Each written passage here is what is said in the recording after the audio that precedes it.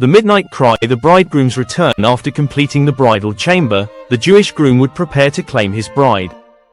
This event, known as Nishuan, literally, taking, marked the transition from betrothal to full marriage.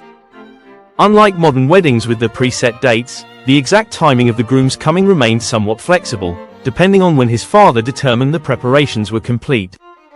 The traditional custom was for the father to make the final inspection of the bridal chamber. When satisfied with his son's work, he would give permission to retrieve the bride. This typically happened at night, often around midnight, creating an element of surprise for the bride and her attendants.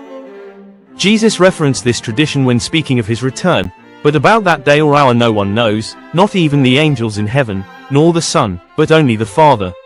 Matthew chapter 24 verse 36, ESV. Just as the Jewish bride knew her groom would come but not exactly when, believers know Christ will return but cannot predict the timing. This uncertainty is not accidental but intentional, designed to maintain constant readiness. When the Jewish father gave permission, the groom would gather his male companions and set off for the bride's home with great excitement. Their procession would include music, dancing, and shouts of joy announcing the groom's arrival. The friend of the bridegroom often went ahead, crying out, "Behold, the bridegroom comes." This joyful announcement finds its echo in Scripture's description of Christ's return.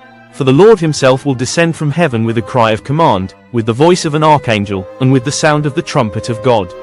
1 Thessalonians chapter 4 verse 16, ESV. The cry of command parallels the midnight announcement of the bridegroom's arrival, while the trumpet evokes the joyful musical procession that accompanied him. The procession by night, the nighttime wedding procession, was one of the most festive elements of the ancient Jewish marriage.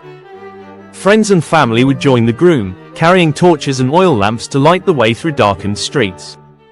The procession's noise and brightness were designed to attract attention, transforming a private legal arrangement into a public celebration. As the procession neared the bride's home, those watching would call out, "The bridegroom comes." This cry would reach the bride and her attendants, signaling the moment to make final preparations. The wise virgins in Jesus' parable had extra oil precisely for this purpose, to maintain their lamps during the waiting and then participate in the nighttime procession. The Jewish bride would quickly don her wedding garments, which had been prepared and kept ready. Her attendants would help her with final arrangements, and together they would await the groom's arrival at her door.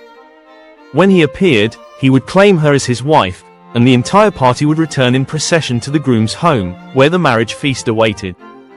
This night journey from the bride's former home to her new residence with the groom symbolized her transition from her father's authority to her husband's household. The public nature of the procession served as community recognition of the marriage's legitimacy.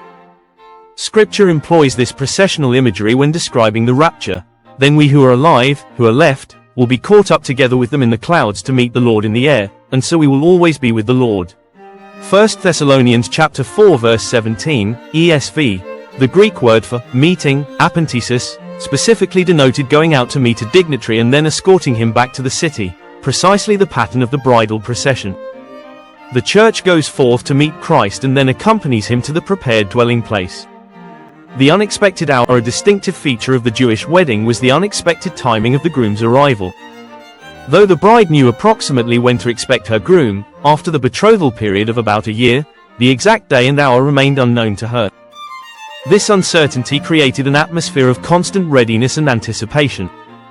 Jesus repeatedly emphasized this element of unexpectedness when describing his return. Therefore you also must be ready, for the Son of Man is coming at an hour you do not expect. Matthew chapter 24 verse 44, ESV. But know this, that if the master of the house had known in what part of the night the thief was coming, he would have stayed awake and would not have let his house be broken into. Therefore you also must be ready, for the Son of Man is coming at an hour you do not expect. Matthew chapter 24 verse 43-44, ESV. This unpredictability was not meant to cause anxiety but to foster vigilance. Are you ready? Lady Janice invites you to join embraceamazing.org and learn all God's truth. The Jewish bride's uncertainty about timing did not make her doubt the groom's coming, it made her more attentive to the signs of his approach.